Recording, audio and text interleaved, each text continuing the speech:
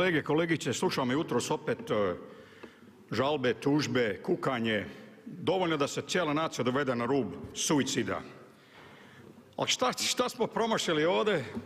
Ne govori se puno o tome da se Hrvatska nalazi na prvoj bojišnici jednog novog staroga rata. To je dokazano prošli tjedan, miniranje Ustava i Zakona o referendumu, to smo vidjeli kako je to propalo i kako su glasali neki demokršćani i drugi koji su se pretvorili preko noći, spalili partijske knjižice i postali kozmopoliti, humanitarci i čiji se dosje u Beogradu. Šta se događa? Ko u Hrvatskoj ikad čuo o Frankfurtskoj školi sociologije? Niko nije čuo u Hrvatskoj. Niko nema pojma, osim bivših kadrovi koji su radili za UDBU. I gledajte sada, šta se događa? Taj se plan ostvaruje na terenu.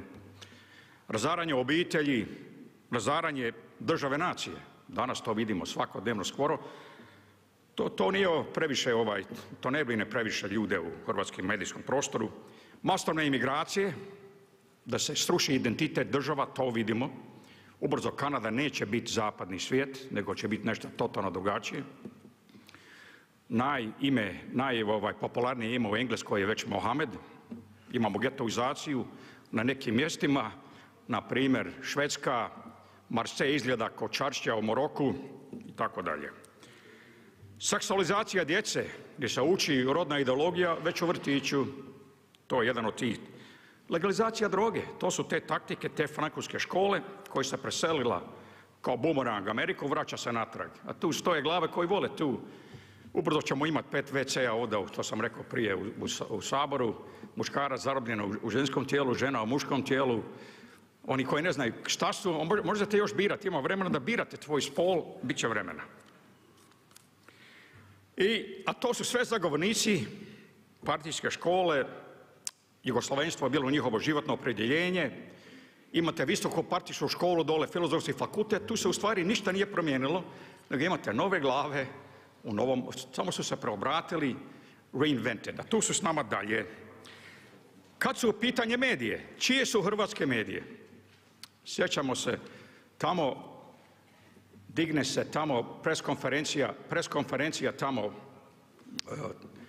kod predsjednice, digne se jedna tamo, ja mislim da je bila Miss RTL, ne pita Miss RTL za gospodarski razvoj Hrvatske, za uključivanje dijaspore u hrvatski život svakodnevni, ne pita za nacionalnu sigurnost, nego pita za dom spremni, pita Miss RTL, za dom spremni. Evo, tiskane medije.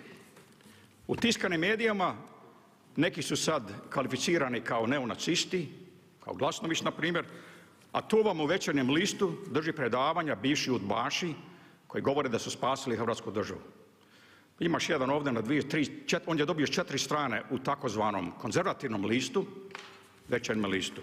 A šta nije pričao, gdje je lova od 90. Ko je uništio brodogradilišta? Ko ima bankovne račune vani? Ko je infiltrirao hrvatsku vojsku za vrijeme ovoga rata zadnjega? Jer ti sisovci, poslije sisovci, niko od njih nije bio u robu. Imate drugi pojedinačni pojava toga mržnje hrvatske države, jer oni svi mrze hrvatsku državu u stvari kao mater mrzi ludu kćer. Tako vole hrvatsku državu, a tu su s nama ovdje. Imate ona dva karaktera, jedan je došao s lijesom ovdje, ne znam otkud je došao, a mogao je staviti recimo Obersnela ili Jakovčića u lijes, pokriti jugoslavenskom zastavom i doći ovdje na trg. To bi bolje bilo. Onda imate jednog drugog karaktera dole, vidite po fizionomiji, fenotipu, kakav je karakter, da je jugozomboid. Vidite to, da mu faca prosi lijevi direkt i ti karakteri, evo on dole baca jaje na Tuđmana, ali ne smeta njemu Tuđman, njemu smeta da drug Tito nije tu valoriziran, on voli druga Titu i tako. Naravno, imate vi plan, jedna grupacija koju je Hrvoje Šarinić doveo ovdje, 93. godine, grad Orijent loža, plan i rad do 2036. godine, izbrisati hrvatski nacionalni identitet. To planiraju svakodnevno, a mi šutimo i govorimo o simptomima bolesti, a ne o uzrocima. Zašto nisu u zatvoru ovi iz Uljanika i ti drugi karakteri? To su ta pitanja. A šta ćemo kad živimo u državi gdje je najprodavanija knjiga Gola istina, Miss Starleta, a novinar godine je Zoran Šprajc, novinar godine, cirkusant. Amen. Idemo dalje.